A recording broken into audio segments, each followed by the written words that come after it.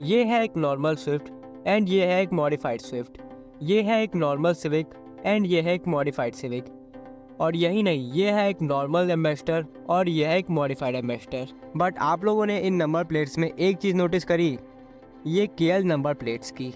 मतलब कि ये गाड़ियाँ केरला से बिलोंग करती हैं। अगर हम गूगल पे modified cars of India search करेंगे तो हमें सबसे ज़्यादा केरला की कार्स ही दिखेंगी, जो कि बहुत ही ज़्यादा टेस्टफुली मॉडिफाइड होती हैं। और केरला में ये क्रेजी मॉडिफिकेशंस बस गाड़ियों तक ही सीमित नहीं है। जैसे ये है एक नॉर्मल ऑटो और ये है केरला की ऑटो, और ये है एक नॉर्मल बस और ये है केरला की बस।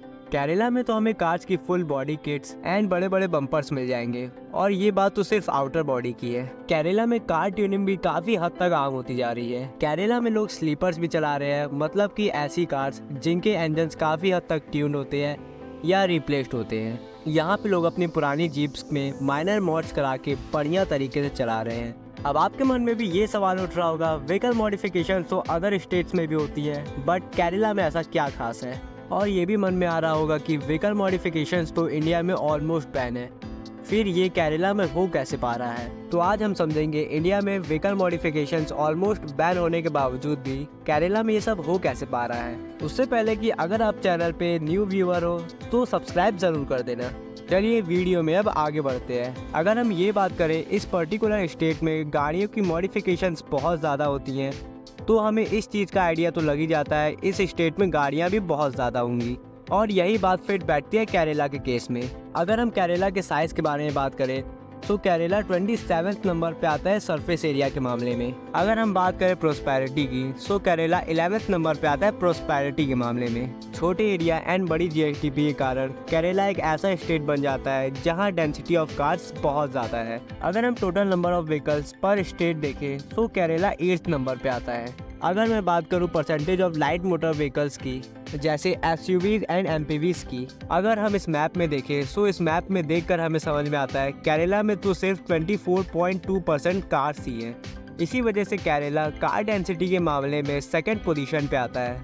खैर, कार डेंसिटी के मामले में जो स्टेट्स केरला के पास सबसे ज़्यादा पहुँचते हैं वो है जम्मू एंड कश्मीर, हिमाचल प्रदेश एंड पंजाब। अगर पंजाब को छोड़कर सिर्फ हिमाचल प्रदेश एंड जम्मू एंड कश्मीर को कंसीडर किया जाए तो वहाँ पे कार डेंसिटी का सबसे मेन रीज़न है वहाँ के टूरिज़्म, यानी कि लोग अपनी कार्स को वहाँ टूरिज़्म या टैक्सी में यूज़ करते हैं। ये जो केरला में बहुत ज़्यादा कार डेंसिटी की बात है, एंड ऑब्वियसली जब आपके पास पैसा होगा तभी आप ऐसी कार बना पाओगे जिसकी कॉस्ट कार के एक्चुअल प्राइस से 2 टाइम्स महंगी होती है।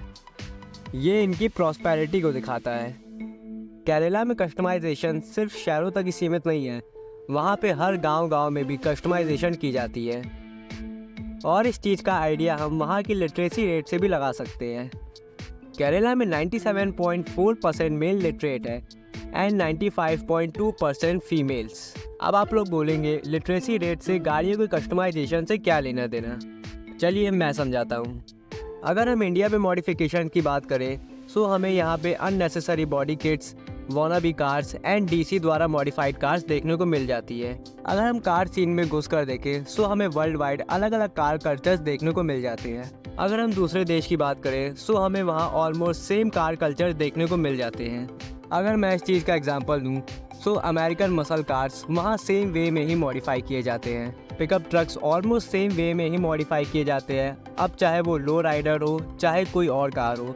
जैसी मॉडिफिकेशंस हमें अमेरिका में देखने मिलेगी वैसे ही हमें ऑलमोस्ट दुबई में भी देखने मिलेगी। और किसी भी फॉरेन कल्चर को समझने के लिए एजुकेशन तो लगती ही लगती है, और यही लिटरेसी रेट काम आती है केरला के केस में भी। मेरी रिसर्च के अकॉर्डिंग मैंने यहाँ सबसे ज़्यादा एक चीज़ नोटिस करी है, यहाँ पे जेडीएम कल्चर को सबसे ज़्यादा फॉलो करते हैं। जेडीएम का मतलब होता है जापानीज डोमेस्टिक मार्केट, यानी कि ऐसी कार्स जो सिर्फ जापान के लिए ही बनाई जाती है। बट वहाँ के लोग जो अपनी कार्स में मॉडिफिकेशंस कर रहे हैं वो कल्चर धीरे धीरे वर्ल्ड वाइड फैलता जा रहा है। इसका एक एग्जैक्ट एग्जांपल हम अमेरिका से भी ले सकते हैं, बट ये चीज़ अब धीरे धीरे इंडिया में भी आ चुकी है, और यही कल्चर हमें केरला की कार्स में भी देखने को मिल जाता है। खैर, इंडिया में तो कभी ट्रू जेडीएम्स जैसे निसान स्काईलाइन, स्लीविया, सुपरा 200 जैसी गाड़ियाँ कभी लॉन्च ही नहीं हुई, बट फिर भी केरला के लोग अपनी होंडा सिविक में ऐसी बॉडी किट इंस्टॉल कर रहे हैं जैसी हमें जेडीएम कार्स में देखने को मिलती है। इसके अलावा केरला में हमें अलग अलग क्लासिकल एंड रेट्रो कार्स देखने को मिल जाएगी और यहाँ पे हमें अलग अलग एम्बेसडर्स के रूप देखने को मिल जाएंगे, जैसे ये और ये। इसके अलावा हमें केरला में ऑफ रोड कल्चर्स भी काफ़ी अच्छा देखने को मिलता है, क्योंकि यहाँ के लोग ये चीज़ बखूबी जानते हैं कैसे अपनी पुरानी Mahindra Thar, major and CGS के सस्पेंशन को, ताकि वो लोग वहाँ पे होने वाले अलग अलग ऑफ रोड इवेंट्स में भी पार्टिसिपेट कर सके। अब खैर ऐसा भी नहीं है, यहाँ पे हमें हर मॉडिफिकेशंस बखूबी देखने को मिले। कुछ ऐसी भी कार्स है जो कि वाना भी है एंड कुछ ओवरडन गाड़ियाँ भी है यहाँ पे। खैर अगर मॉडिफिकेशंस को साइड में रखें सो हमें केरला में पुलिस की चॉइस भी बहुत अच्छी देखने को मिल जाती है।